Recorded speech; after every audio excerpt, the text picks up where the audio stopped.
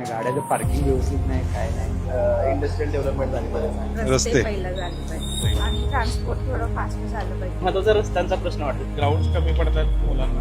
अस्वच्छता ड्रेनेजची कामं व्हायला पाहिजे. ड्रेनेजचा प्रॉब्लेम त्यामुळे नळाला पाणी खराब आहे. रस्त्या गाडी येतच नाही दारात. कोल्हापूर मधले रोड खराब आहे.